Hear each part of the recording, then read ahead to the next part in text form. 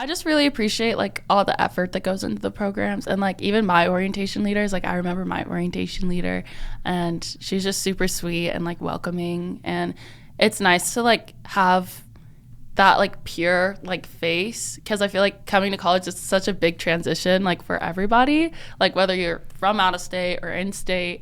And so it's nice to like be around orientation leaders that like have the same like experiences and like same age, just like appear around campus to like kind of recognize throughout the fall and like go to if you have any questions or need help in the semester and stuff like that. Yeah, that's an awesome resource. That's great.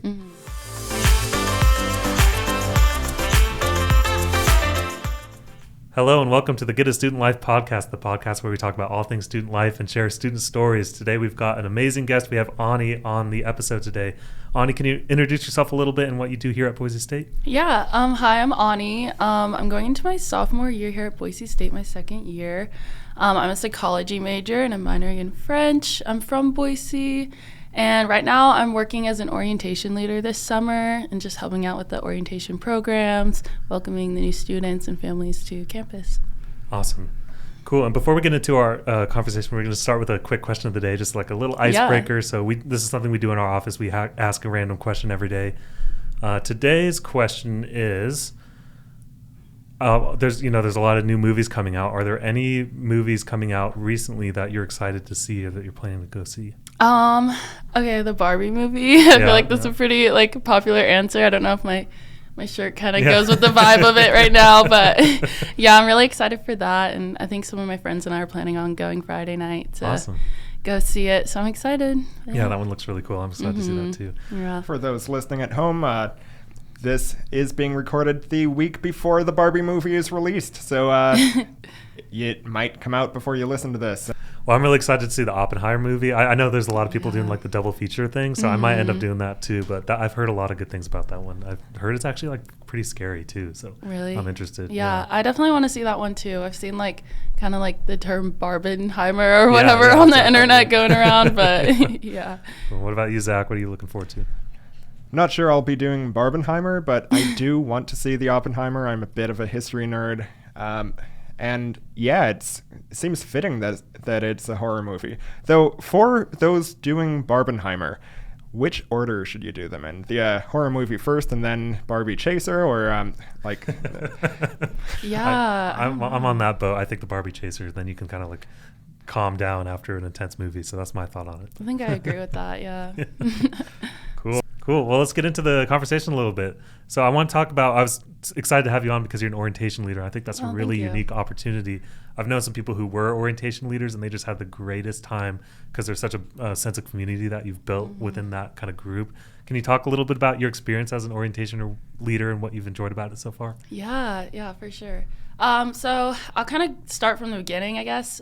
We started our trainings back in, I guess, April, I think was our like very first training. And then we had like 2-week training up in May. We met a lot of campus partners around at Boise State, and they would help like explain like what they did in their departments, what they wanted us to like share with like the new students and families coming to campus in the fall and stuff like that.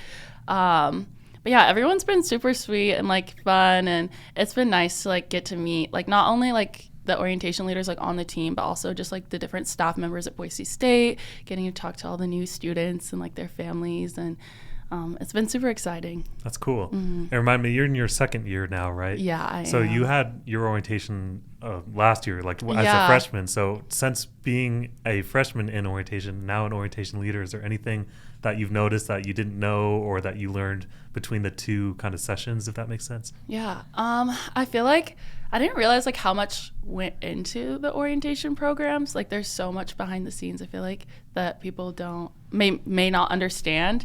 I know we have like our amazing like orientation coordinators that like help train like SOLs, orientation leaders, and even then the pro staff and just like all the campus partners, and like there's so many people involved on campus that are working like behind the scenes to like make these programs run through the summer, and I think that's amazing. And I feel like that's something that I didn't realize my first year going into it. But yeah. Yeah, that's awesome. Since you've been doing it, so how many have you been through now and how many are left? So we just wrapped up our 6th program yesterday, actually. Oh, cool. And then tomorrow we're going into our 7th. So we have about 3 left, I believe. But awesome. Yeah. Cool. And in those, are there any cool stories or have you seen any light bulb moments with the students that you've been speaking with that you thought were really cool and worth sharing? Yeah, or no, moments for sure. where like you feel like you're really making a difference for these incoming freshmen who might have no idea what to expect. Yeah, no, for sure. Yeah, there's definitely been, like, again, everyone's been super welcoming and sweet and kind. And during our programs, like, we have a moment for us orientation leaders to have, like, our own group of students. We call it, like, just our small group time. And we spend time with them doing some icebreakers, activities, just hanging out. And it's just, like, a good opportunity for the students to make connections with each other, ask me questions. I can connect with the students. And through that, like, I've been able, I don't know, I had, like, one group of students talk about, like, making, like, a concert club together. And, like, cool. I had a student buy me ice cream the other day. And, like, everyone's just so sweet. And, like, I don't know, it's been amazing to get to know everyone and everything. Yeah, that's awesome. I remember, and this was years ago, that I went through orientation here at Boise State, but I remember there was kind of a focus on just that community building because there's a lot of people, myself included, I was from out of state, so I didn't know a lot of people here, but after orientation, I felt like I already had kind of a group of people that I could connect with. Yeah. As a orientation leader, is there anything you're doing that kind of helps facilitate that community building? Yeah, I feel like I don't know. I feel like one, I kind of already talked about, but like the small groups, I feel like that's like super, I feel like it's a good opportunity for like the students to like connect with each other. And then outside of that, we have like a peer navigator program that like we offer for like commuter students or students living off campus in the fall. And that's also like a good way for them to like stay connected on campus, stay connected with their orientation leader. So that's another like resource or like way I feel like that builds community with the students. But yeah. That's cool. Yeah, it's great that there's a focus on that group as well, because I know that group that's commuting, they may have a harder time kind of finding that community when they're kind of just going to class and then going straight home. So it's great to hear. Like coming to college for the first time is hard enough when you live on campus and are near all of your friends, and then there's that disconnect. So I'll bet they're really grateful that that you helped foster some of that. Yeah, and I lived off campus my first year too, so like I totally understand like how it can feel like a little disconnecting, like not being on campus all the time, not living on campus. But I feel like there's kind of like thought, at least for me, like when I commuted my first year, like I was kind of like, oh, like I'm getting like that FOMO or like the fear of missing out, you know? Yeah. But I feel like honestly, just like spending more time on campus, or like I would like walk down to the library, or like I had friends that had dorms on campus and stuff, and it was just nice to like be down here and stuff like that. But yeah. Yeah, that's great. You kind of answered my next question there, but as a commuter student and feeling that kind of disconnect, were there any other things that you did as a student to kind of stay connected on campus? You know, like you mentioned, you went to the library and you had some friends that lived on campus in the dorms and such, but were there any other events or anything that you found super helpful? Yeah, I honestly would just try to go to everything that was like I could make, or every opportunity that I had. Like I would go to the football games, or I know during the first couple weeks of school there's like that Bronco welcome week, and they have different events going on then, so I would go there like with my friends, or I even met up with people I met at my orientation that week, which was super nice to have that like familiar face around, especially during those events. But yeah, other than that, like I would come down campus and just like study like in the library or the ILC Interactive Learning Center. But yeah. Awesome. Now that you've seen both sides of orientation, is there anything, you mentioned your orientation, is there anything looking back that you just really appreciate they did for you to help you get acclimated? Let me think. I don't know. I just really appreciate like all the effort that goes into the programs, and like even my orientation leaders, like I remember my orientation leader, and she's just super sweet and like welcoming, and it's nice to like have that like pure like face, because I feel like coming to college is such a big transition like for everybody, like whether you're from out of state or in state. And so it's nice to like be around orientation leaders that like have the same like experiences and like same age, just like appear around campus to like kind of recognize throughout the fall and like go to if you have any questions or need help in the semester and stuff like that. Yeah, that's an awesome resource. That's great. We spoke a little bit about that community building aspect, and I know that for out-of-state students, it's really hard to find their new group of peers. But something that we spoke on earlier in our pre-interview was, you were born in Portland, but you were raised here in Boise. And one of the challenges you faced was kind of branching out from your friend group here in Boise that you met in high school and middle school. and trying to find your new group here at Boise State. What were some of those challenges, and how did you overcome those? Yeah. So like just more background on that. Yeah, I grew up in Boise, and I was fortunate that like a lot of my close friends from high school also came to Boise State, which is amazing, and I'm grateful and I love them. But I also like kind of struggled with like balancing like my high school friends and like the college friends that I met here at Boise State that lived out of state or that I didn't meet in high school. And I don't know, I feel like with that, it was just kind of like, I feel like everyone's in the same boat. So I feel like everyone's more understanding with like trying to balance like different friend groups and like homework and assignments. And I also work part-time during the semester too. So like also trying to balance that time too. But yeah, I don't know. I'm trying to think. Yeah. Sometimes like with those different groups, like I would like invite them to like football games, like so kind of like events that were like for everyone, where we could like intermingle like with those different groups and stuff like that, if that makes sense. Yeah, that totally makes sense. That's a great way to kind of bring the groups together, is these all-encompassing events like football games and stuff. That's a good idea. Cool.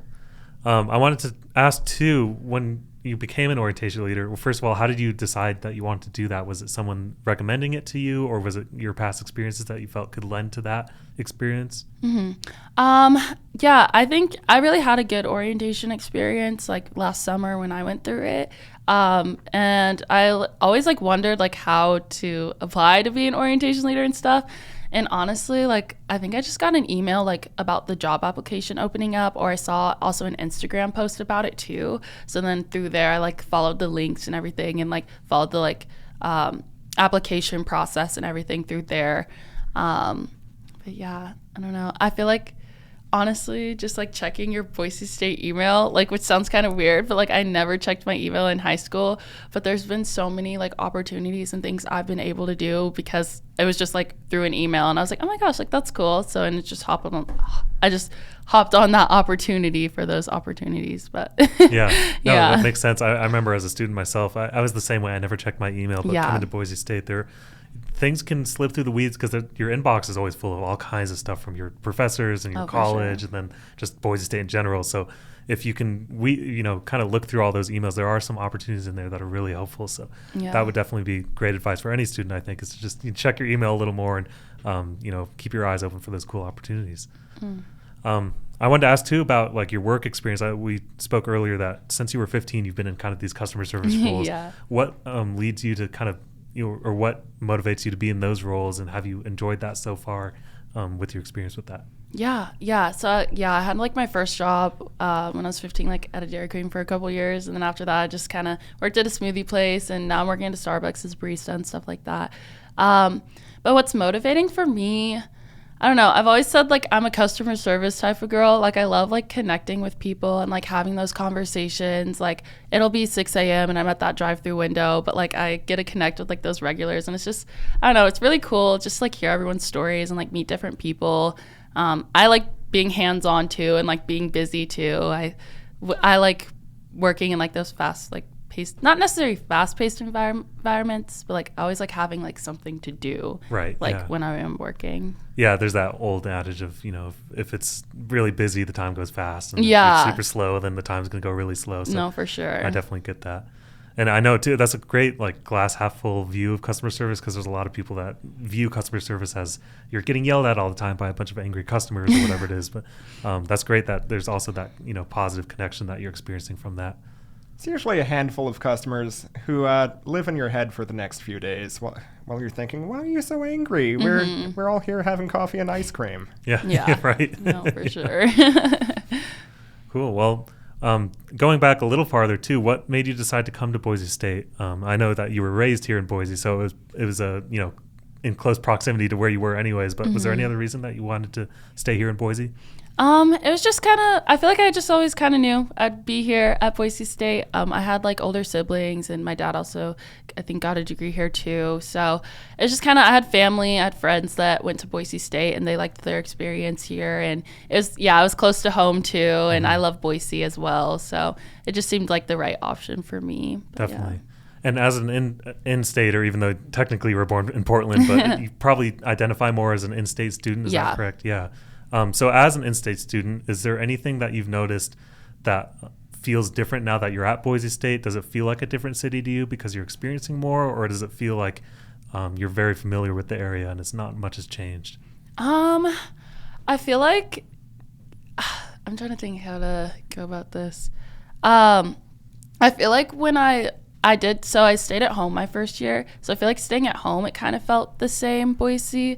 But this summer, like I moved out and I'm living on campus this summer. So I feel like ever since then, it's kind of been like, I've always like known about Boise and like know what it has to offer, but it is kind of a different feel like being on my own, like in Boise. Yeah, so definitely. I don't know if that answers that, but like for me, that's kind of how, yeah. I feel like just like being on my own and like being more independent, like in Boise was like kind of a different feel and like a different vibe because I could like go out on myself and like do things myself and like just kind of see, I don't know, like I didn't have like my parents like always holding my hand like anymore, you know. Definitely, yeah. Since you've been on your own too, is there anything that you've really enjoyed doing on your own out in Boise that you may have done before but it feels a little different now?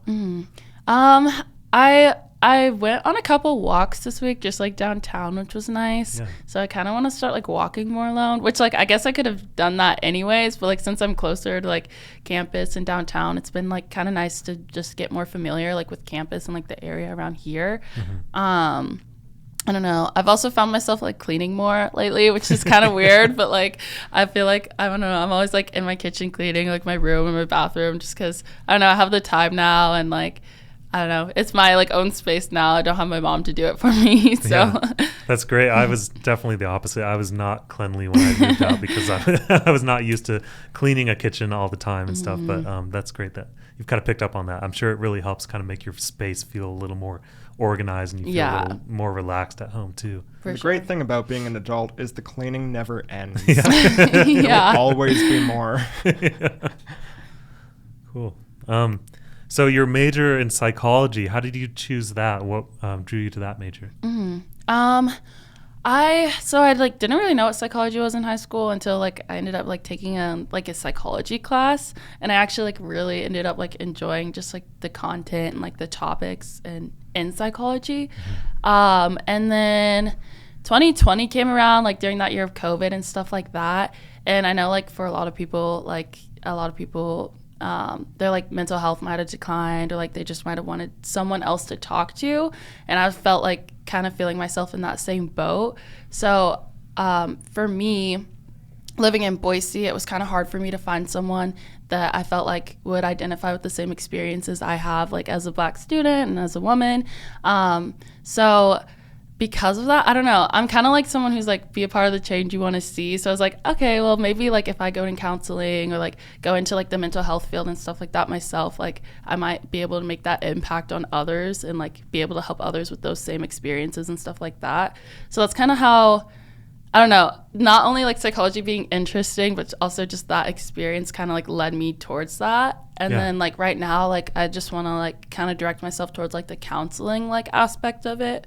But I'm also like pretty open to like anything in the career field because I have like a lot of family friends and stuff who've had degrees in psych and they ended up somewhere like completely different than they expected. So I'm also like open to like other opportunities and stuff like that too. Yeah, that's awesome. It seems like the kind of degree where you study people, and every job in the world you work with people. Yeah. So it'll help you anywhere, right? For sure, yeah. And I think that's an important point to make too. There's a lot of people coming in, especially younger kind of freshman students, that they pick a major because they think they have to stick with that path. But a lot of cases, a career path is not linear. It's very kind of curvy, and there's a lot of ups and downs with it. So whatever major you end up picking doesn't mean you have to go into that field specifically. So that's a great point to make too for students listening that maybe worried about the decision they made with their major there. Ben, how many times did you change majors? Yeah, that's a good question. So I didn't change my majors, but I studied business and marketing, so I'm kind of working in that now. But when I first graduated college, I was actually a music teacher, a freelance music teacher for about a year.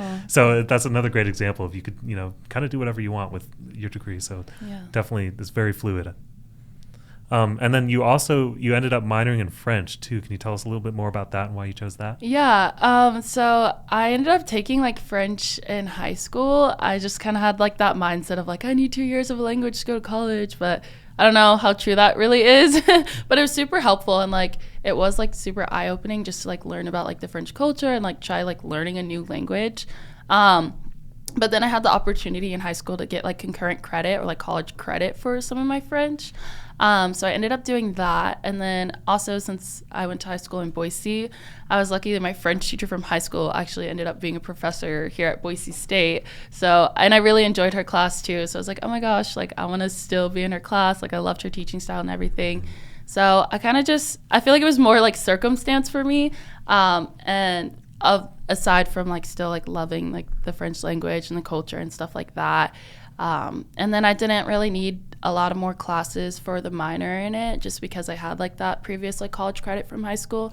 So I was like, okay, I might as well go ahead and minor in it. But yeah, that's awesome. Kind of where I'm at now. Has there been any opportunity for you to use what you've learned in French class in Boise? There hasn't been a lot. It's been nice to like go somewhere and like if I do see French, like kind of recognize it and be like, oh my gosh, I know what that means. But I want to look into like study abroad opportunities because I always hear like immersing yourself like in the culture like really helps you like learn that language and understand it, and especially like with like conversations, like conversational French and stuff like that. So I definitely want to like travel or like take it with me somewhere like in the future. Yeah, that'd be very cool. I always talk, my sister's kind of in the same field. She's just graduating recently too, and she's going to be going to Spain. She's majored in Spanish. But she's really excited about that opportunity. And from what I've been hearing from her is that anyone who's ever studied abroad has never regretted it in any capacity. You know, like it's always even if they don't go back and do it again, that's always something that they've looked back on. They've really appreciated. I had a entrepreneurship professor as well that talked about when you go abroad and you go to a different country, you start to learn these different kind of ideas that these countries are doing. And when you bring that back to America, it actually brings a lot of great business opportunities, and they're doing a lot of unique things over there that sometimes that this country doesn't have yet. So there's a lot of opportunity when you, like you said, immerse yourself into that culture and then you bring it back. So that's really cool. Well, I wanted to take a chance to ask you too about your experience as a minority here at Boise State. Have there been any challenges that you've experienced, whether it's at the university or just in the city in general, and how have you overcome those challenges? For sure, yeah. I feel like I know it can be like disconnecting or like kind of hard to like find that sense of community like as a student and a part of a marginalized group on campus. But I know like Boise State has like a few different like cultural based and like identity based like groups and clubs that meet here on campus. My second semester, I started going to like the BSA or Black Student Association meetings, and it was super nice, and everyone was super sweet and welcoming. Now I feel like I kind of have like that sense of like community on campus, and it's nice to like have those like familiar faces around, or like I'm gonna go float the river with one of them today. So cool. It's been nice to like kind of make friends like through those opportunities here on campus and stuff like that. That's great. Yeah, It's kind of like we were talking about earlier, that community building. It sounds like Boise State has a lot of opportunity for that, even for minorities. And myself, I'm a mixed race, so I'm half Mexican and I'm half white, and so there was a lot of chances for me too to kind of meet groups of people in that similar demographic. I found it really helpful here at Boise State. Coming from Colorado, I had a lot of friends saying like, oh, you're going to Idaho, you're going to experience a lot of racism because it's a red state, but I didn't actually experience a lot of that. And the university is really great at kind of keeping you or making you feel welcome. So I thought that was really great. And it's good to hear that there's a lot of programs here that have helped you with that as well. Yeah, for sure. Cool. Well, I want to, before we close out, I want to ask you one last question. And that question is, do you have any advice for students here at Boise State? What's your biggest piece of advice? I would say just like make connections. I feel like kind of going like off other questions that we've talked about too in this podcast. Like for me, I feel like what's made my experience like so good here at Boise State is just like all the different people I've met, like whether it's students and my friends or like people that work on campus, my professors. So I feel like just like making connections with each other and also just jumping on like those opportunities that are given to you. Awesome. I love that. Thank you for sharing. Cool. Well, that wraps up our episode today. Thank you so much, Ani, for joining us today. We had a great time speaking with you. And thanks for listening, Broncos. If you yourself are interested in being on this podcast, please reach out to us. You can email us at studentlife@boisestate.edu, or you can DM us on Instagram or Facebook at Boise State Student Life. That's all for this episode. Thank you for listening, and go Broncos. Go Broncos.